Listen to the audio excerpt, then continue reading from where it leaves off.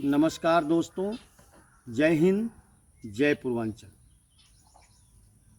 पूर्वांचल के बुज़ुर्गों, माताओं बहनों, व्यापारियों, किसानों, आप सभी लोगों का दिल की गहराइयों से हार्दिक अभिनंदन और मैं आप सभी लोगों का अभिवादन करता हूं।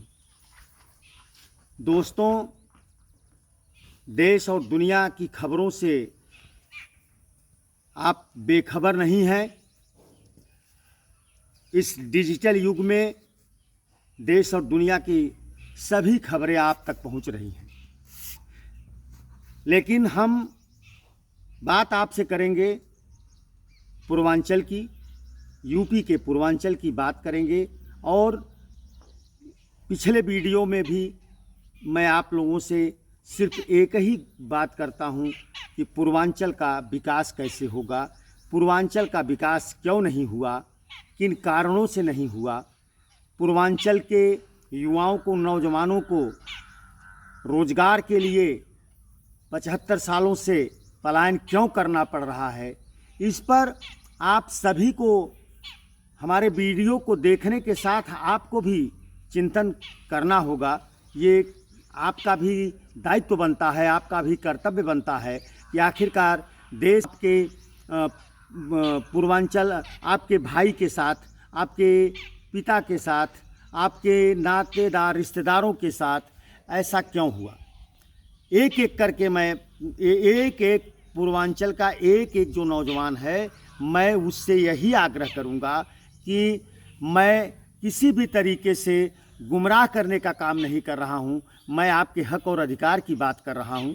आप इस वीडियो को देखिए और हमारी बातों को हम समझने का प्रयास करिए कि आखिरकार मैं कहना क्या चाहता हूं, मेरा भाव क्या है। मैं आपका अहित चाहता हूं कि हित चाहता हूं, मैं आपका हितैषी हूं कि नहीं हूं, इसको आपको तय करना होगा साथियों। और जिस दिन आप यह तय कर लेंगे, उस दिन आप पूर्वांचल राज्य गठन मोर्चा के राष्ट्रीय अध्यक्ष राजकुमार ओझा के साथ खड़े होंगे और उसी दिन पूर्वांचल में क्रांति आएगी और पूर्वांचल जो है अलग राज्य बनेगा। मेरा एक मिशन है, मेरा एक उद्देश्य है, पूर्वांचल की सुख और समृद्धि। साथियों, देश में लंबे समय तक कांग्रेस ने जो है सरकार चलाने का काम किया। मैं कांग्रेस के समय की बात आपको बताना चाहूँगा कि पूर्वांचल का जो किसान है, पूर्वांचल का किसान जो है वो छोटे जो है छोटा काश्तकार कह लीजिए, छोटा काश्तकार है। उस पूर्वांचल में जनसंख्या का बहुत अधिक दबाव है, लेकिन इन सब के बाद भी, इन सब चीज़ों के बावजूद पूर्वांचल की जो माटी है वो बहुत ही उपजाऊ है। साथियों, मैं भी पूर्वांचल के जौनपुर का रहने वाला हूँ। मैं आपको बता दूं कि ऐसा कोई फसल नहीं है जो पूर्वांचल की माटी में जो है पैदा न होता हो। गेहूँ, धान, गन्ना, आलू, मटर, चना, कंद, ऐसा मतलब कोई वस्तु, कोई भी खाद्य पदार्थ, खाद्य खाने वाली वस्तु नहीं है जो पूर्वांचल की माटी, पूर्वांचल की जो माटी है उसमें पैदा न होता हो। मैंने बचपन में देखा था इन सब जो मैं जितने भी खाद्य पदार्थों का मैंने आपके बीच में नाम लिया है, मैं बचपन में मैंने देखा है कि ये सब पैदावार यहाँ होता था। लेकिन आज स्थिति परिस्थिति बदल चुकी है। खेती से लोगों का दिल टूट गया है, खेती लोग करना नहीं चाहते हैं। आप पूर्वांचल के किसी भी जनपद में चले जाएं, किसी भी ज़िले में चले जाएं, आपको सारी ज़मीनें आपको ऐसे ही जो है खाली दिखाई पड़ेगी। किसी भी तरीके की कोई खेती नहीं की जा रही है।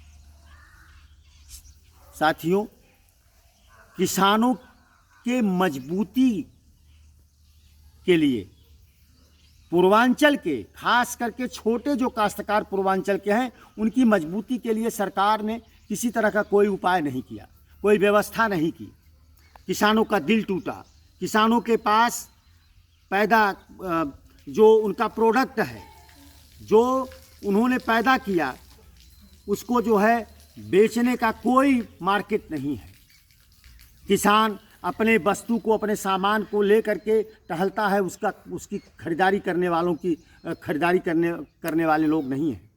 सरकार की जो व्यवस्था थी, सरकार ने नहीं किया, जिसके कारण किसान पूर्वांचल का बदहाली की स्थिति में है, बदहाल है, और बदहाली की स्थिति में वो पलायन कर रहा है। उसका नौजवान बेटा पढ़ाई लिखाई के बाद घर छोड़ करके वो परदेश की तरफ जो है रुख कर रहा है। तो साथियों, बहुत सारी बातें हैं। मैंने कांग्रेस की जो चर्चा की, मैंने कांग्रेस के बारे में बताया जो आपको, कांग्रेस ने कुल मिलाकर के पूर्वांचल का जो 27 जिला जो मैंने चिन्हित किया है, उसमें 32 चीनी मिल, मैंने पहले भी आपसे चर्चा की थी कि 32 चीनी मिल,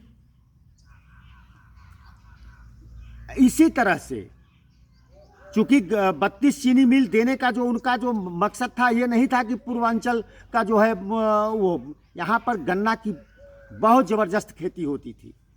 तराई क्षेत्र में, पूर्वांचल का जो तराई क्षेत्र है, गोरखपुर, बस्ती, देवरिया, गाजीपुर, आजमगढ़, यहाँ पर जो है गन्ना जो है वह दबा करके जो है बोया जाता था और पैदा होता था। साथियों, मैं आपको अपनी भाषा में, मैं भोजपुरी भाषा में आपसे जो है अपने मर्म को, अपने दर्द को, पूर्वांचल के दर्द को मैं बताने का प्रयास कर रहा हूँ।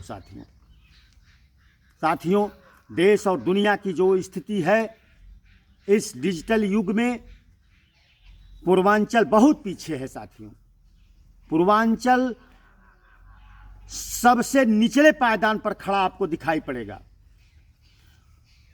देश के किसी भी औद्योगिक प्रदेश में आप चले जाएंगे तो 50% आपको पूर्वांचल के लोग आपको मिलेंगे। साथियों, बिहार के लोग मिलेंगे।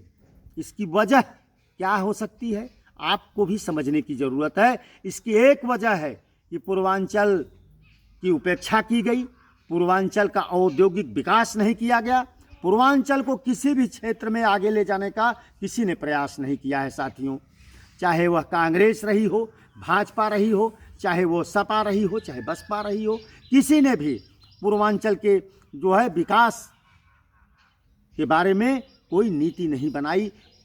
साथियों, अब आप सोचिए, आपको भी सोचने की आवश्यकता है कि पूर्वांचल आज भी यदि यहाँ का जो श्रम शक्ति है, उसी पूर्वांचल की श्रम शक्ति ने देश के तमाम प्रदेशों को मजबूती दिया है, प्रदान किया है। आपको ध्यान होगा, मैं आपको 4 बरस पीछे ले चलता हूँ। आपने कोविड काल देखा होगा, आपने कोरोना काल देखा, मैंने भी देखा, आपने देखा, सारी देश दुनिया ने देखा कोरोना काल को। जब कोरोना काल शुरू हुआ तो महाराष्ट्र, गुजरात, दिल्ली, तमाम ऐसे जो औद्योगिक प्रदेश हैं, वहाँ से जब पूर्वांचल के लोगों का पलायन शुरू हुआ, साथियों, अपने गांव की तरफ लोगों ने रुख किया। साथियों, तो आंखों में वो आंसू उस समय आ रहा था। लोग अपने परिवार के साथ, अपने बच्चे के साथ, अपनी पत्नी के साथ लोग पैदल निकल पड़े। साथियों, अपने गांव के लिए किसी भी सरकार ने ध्यान नहीं दिया। आज अगर पूर्वांचल में औद्योगिक कल कारखाने लगाए गए होते तो हमारे लोगों की ये स्थिति देखने को न मिलती। साथियों, लेकिन कोरोना काल को आप भी, आपके परिवार के भी लोग उसमें रहे होंगे। जितने लोग हमारे इस वीडियो को देखेंगे उसमें आप ध्यान दीजिएगा, आपके परिवार का, आपके रिश्तेदार, आपके नातेदार, बहुत सारे लोग ऐसे रहे होंगे, फंसे होंगे, और वहाँ से लोगों का पलायन आपके गांव और घर की तरफ हुआ। जब क्या किन स्थितियों में, परिस्थितियों में वो लोग आए थे, तो आपको इस पर भी चिंतन करने की ज़रूरत है। एक बहुत बड़ा उदाहरण है ये कोरोना काल। कोरोना काल ने आपको जगाने का एक अवसर दिया था, लेकिन फिर भी आप लोग नहीं जागे साथियों, और अब नहीं जागे तो अब आपको मैं जगाने का हमेशा से आज 30 वर्ष से मैं आपको जगाने का प्रयास कर रहा हूं। और ये एक यूट्यूब नया जो मैंने अपना चैनल बनाया है, मैं आपसे बार बार कह रहा हूं साथियों कि इसको आपका अपना चैनल है, इसको आप जो है वो सब्सक्राइब करिए, और इसको अधिक से अधिक आप सब्सक्राइब करेंगे तो सरकार और शासन तक मेरी बात, जो टूटी फूटी भाषा जो भी है, जिस भी तरीके से मैं मंच पर खड़े होकर के 1 करोड़ के मंच पर खड़ा होकर के मैं गांव गरीब और किसान की बात नहीं कर रहा हूं साथियों। मैं नेताओं के उस झूठे भाषणों की मैं आपको बात बताना चाहूँगा कि जो गांव गरीब और किसान की बात करता है वो कतई उसके पास किसी भी तरीके की कोई नीति व पॉलिसी नहीं है साथियों। जो तमाम ये जो वर्तमान सरकार है जो आपको किसान सम्मान निधि के नाम से देती है साथियों, मैं तो कहता हूँ ये किसान सम्मान निधि नहीं बल्कि ये किसान अपमान निधि है साथियों। इसको आप कबूल कर लिए, राशन को आपने कबूल कर लिया, आपको नकारा बनाने का काम किया जा रहा है। यहाँ पर सरकारी नौकरियों, सरकार की क्या जो है वो सोच होनी चाहिए अपनी जनता के प्रति कि सरकारी नौकरियों में जहाँ तक हम दे सकते हैं, सरकारी नौकरियों में लोगों को रोजगार देने का